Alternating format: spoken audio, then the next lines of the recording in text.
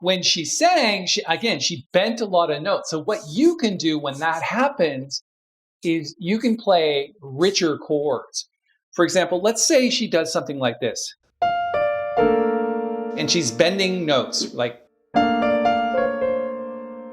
that. What you want to do is throw in, again, much richer chords. So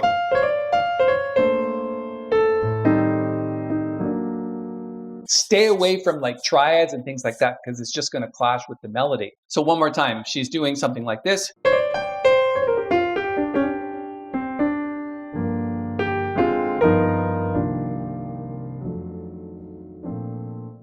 I got this request from Jake Pearl, who asks if I can give some tips on playing solo piano with a vocalist. And as someone who's not necessarily made a career out of playing with vocalists, I've definitely played with several dozen over the years. And of course, every singer is different, but there's some pretty general rules that you should follow when backing up a singer, especially as a solo piano player. And in this video, I'm going to talk about the top 5 things that you absolutely need to do. And I'm going to actually play with a vocalist solo piano on this very video. Stick around for that. Let's get started. Jump right in with number 1. And I think this is absolutely probably the most important rule there is. You got to listen to the singer. If you don't listen to the singer, you're going to be completely like missing the point. They're the ones that are out front performing. The people are listening to the lyrics and the harmonic resonance of their voices. They're really connecting mostly with the singer. So your job is to obviously back that person up, and you can't do that unless you listen to them. So you've got to pay attention to the melody, the lyrics, their phrasing. If they leave some empty space, you need to fill that. And for me, one of the most important things is phrasing. How are they handling each phrase? And in the performance that's coming up, when I play with a singer, you'll hear just very unique phrasing. It's not always the same. It just jumps around. It's just a really good jazz performance. So I'm going to show you exactly what I do in that situation. All right, the number 2 rule when backing up a vocalist is to accompany them, not overpower them. As a pianist, your role is to support them, not take over, not overpower them. So absolutely, along with listening to them, you want to make sure that you're holding back. Play with a light touch. Fill when necessary, but don't overfill. So again, accompany, don't overpower. And number 3, especially since we're talking about jazz piano with a jazz vocalist, you want to be creative, but also stay in the pocket. It's really important to stay within the established groove and the rhythm of the tune. And even if there's like no groove and it's basically rubato, there's still a groove there. There's still a way to back up the singer with some nice phrasing in the spaces that they leave. So be as creative as you can, but again, don't overpower, but stay in that sort of groove pocket where you're embellishing what the singer is doing. All right, that brings us to our number 4 rule when backing up a vocalist as solo piano, and that is communication. You really want to be connecting with the singer through eye contact.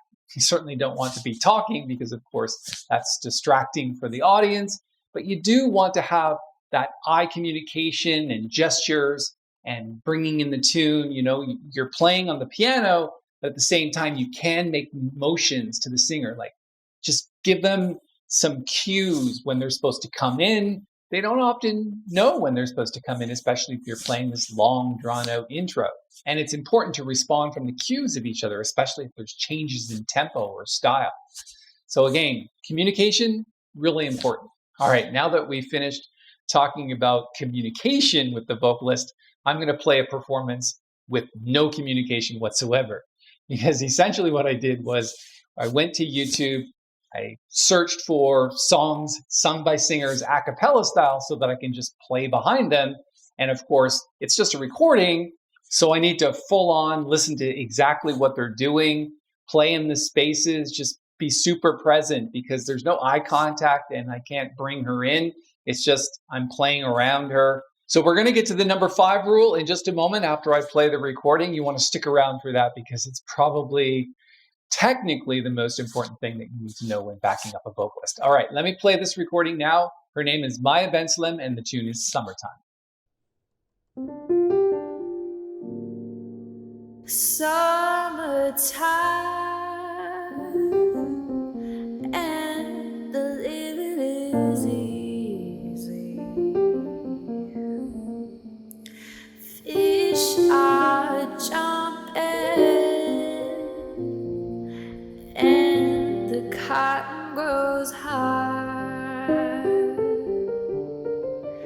Your daddy's rich and your mama's good looking.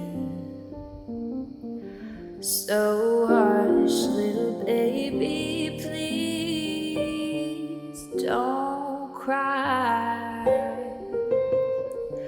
One of these mornings you're gonna rise up singing. Then you'll spread your wings and you'll take to the sky. But until that morning, there's enough that can harm you. With your daddy and mammy standing by. Summertime and the living is easy. Fish are jumping and the cotton is high. Your daddy's rich and your mama's good looking. So hush, little baby, don't you cry.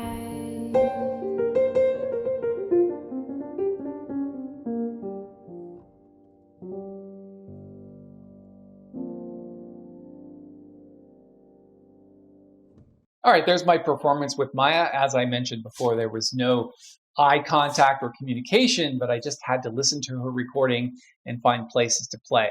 You'll notice that there was a lot of improvising going on, but it was not, in my opinion, overpowering because I'm just trying to make it a more jazz appropriate performance. When you're performing as a duo and you're backing up a singer, it's important to realize that you are part of that performance. You want to do your best, put your best foot forward, and play in the style of music, in this case, really sort of dark, bluesy jazz. And I think everybody here is familiar with the tune Summertime. One of the interesting things about the way she sang was she bent a lot of notes. So a lot of times when she would bend those notes, I would be playing some pretty rich chords behind there, because if you're just playing straight triads and things like that, it's not going to work because it's going to be outside the tonal center of what you're playing.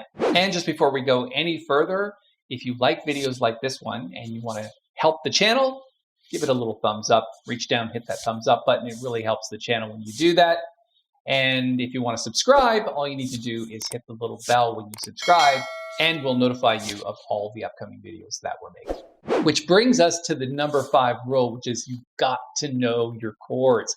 Know the tune inside out and backwards. This is not something that you can do while reading sheet music. Yeah, I mean, if you're just in rehearsal and you're learning a tune, go ahead and read the sheet music. But when you're in performance and you're working with a really high level vocalist like this one, you really want to be creative with rich, dynamic chord changes and fills and, all in the style of jazz in the background, so that it really makes the performance sing. And of course, you're still providing a solid foundation for the singer, but in this particular case, the singer was providing a solid foundation for me. So I found it fairly simple to just find spaces behind her to make the recording sound better. All right, let's talk a little more technically about what you would do as a piano player behind a vocalist. I'm going to reference this specific performance. So the first thing is, when the singer is singing, do not, and I repeat, do not play the melody with the singer. It's really important not to do that, because especially if she's out of tune or bending notes or things like that, it's just going to clash. So for example, if she's singing Summertime, don't be doing this with her, like octaves, whatever. But what you can do is you can maybe fill after that with something that references the melody like this. See what I did there? I just did a little thing with blues scales, and it just kind of made it not the melody exactly, but just skirted the melody a little bit just to kind of make it interesting.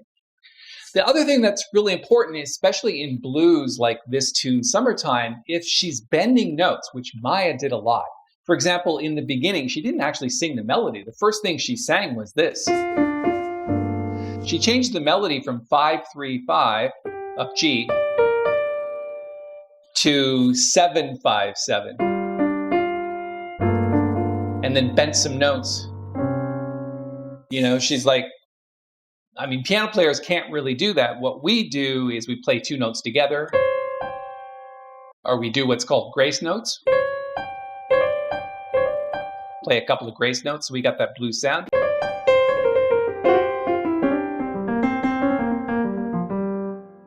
Now, when she sang, she bent a lot of notes. So what you can do when that happens is you can play richer chords. For example, let's say she does something like this. And she's bending notes like that. What you want to do is throw in, again, much richer chords. So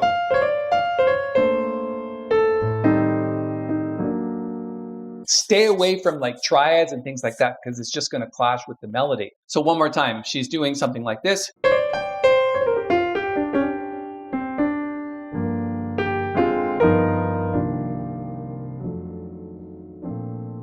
Again, you just want to know your changes, get some circle of fifths things happening. For example, when she gets to the part of the tune where she's going like this, and we're at the C minor section, just do cycle of fifths.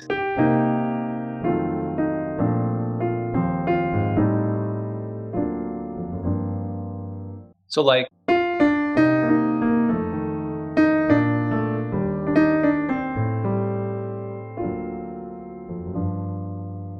again, I was trying to play the melody and play the changes at the same time. But you can see that cycle of fifths is really important in that particular situation. So from the beginning.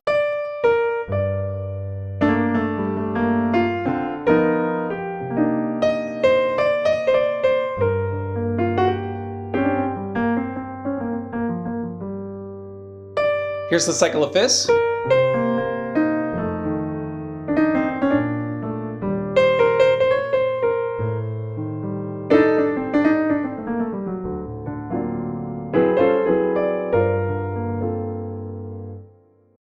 So that's important, especially in the genre of jazz, where you want to make sure that you're filling in as much as possible. Again, not overpowering, but really supporting the vocalist with nice, rich chord changes and harmonies. All right, let's do a quick review of some of the things we've learned today, the top 5 things that you absolutely need to do when playing solo piano with a vocalist. Number 1, listen.